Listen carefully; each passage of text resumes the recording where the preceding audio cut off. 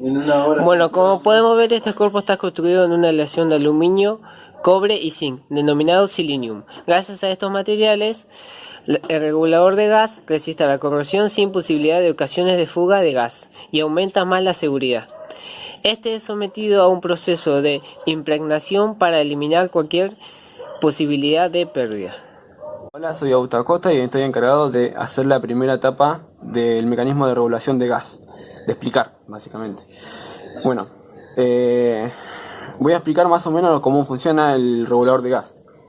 Básicamente lo que realiza el regulador de gas del equipo de GNC es disminuir la presión que viene del cilindro, que data de una presión de aproximadamente unos 200 bar y mínimamente unos 25 bar.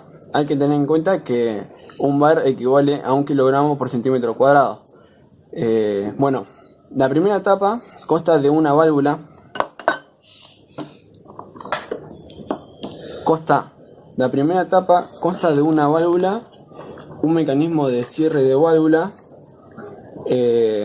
y un diafragma, que sería este. Este es el diafragma de la primera etapa. Y un resorte calibrado, que sería este.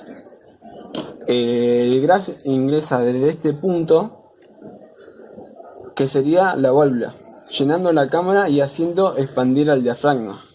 Al superar la presión de aproximadamente 3,5 bar, vence el resorte calibrado. Y conjunto del mecanismo de cierre de válvula, cierra el paso de alta presión, dando paso a la segunda etapa. Hola, yo estoy encargado de explicar la segunda etapa del regulador de gas. Básicamente lo que hace la segunda etapa es reducir la presión de 3,5 bar a 1,5 bar.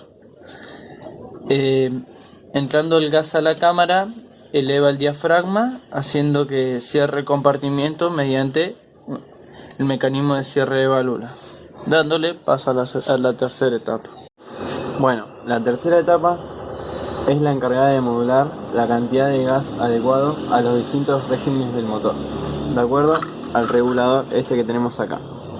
Cuando desde la segunda etapa pasa el gas con la presión de 1,5, este regulador se va a abrir. Al abrirse va a ceder el paso al gas. Cuando se vaya abriendo, esta diafragma que tenemos acá va a ir bajando, y entonces ahí va a ir regulando las distintas variaciones o presión que requiera el motor de gas, ¿no? Y bueno, de 1,5 lo vuelve a regular. Acá es otro reductor prácticamente, porque lo regula a las necesidades que requiere el motor. Entonces, con este mecanismo con este regulador, que cuando pasa el gas baja el diafragma y lo va regulando, lo que hace es comprimir según las necesidades o los requerimientos del motor, siendo más o menos sensible. Lo que también hace es variar el caudal de gas, haciendo pasar más o menos gas.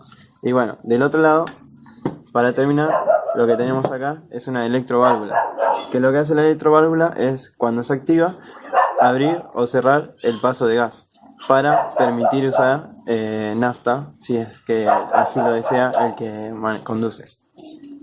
Por último, voy a pasar a explicar cuáles son los tornillos reguladores, cuál es el circuito de agua que mantiene caliente al regulador de gas y el manómetro.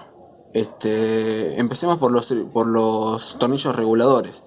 Tenemos un tornillo por cada etapa, es decir, la primera etapa tiene su tornillo regulador, la segunda etapa tiene su tornillo regulador que estaría acá, y tenemos el regulador de baja y de intermedia. ¿Cómo nos damos cuenta cuál es el regulador de baja? Porque aproximadamente casi todos tienen esta forma, los tornillos reguladores de baja, es decir, casi todos los modelos y marca, los reguladores de baja tienen esta forma.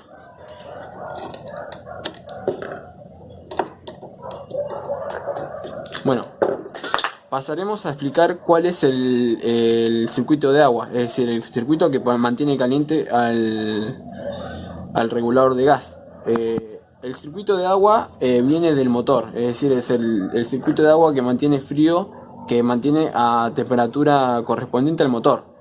Este pasa por este pequeño circuito, este es el de entrada y este es el de salida. Pasa por este pequeño circuito y mantiene caliente a la torta, es decir, al gas. Este es el manómetro y nos indicaría cuál es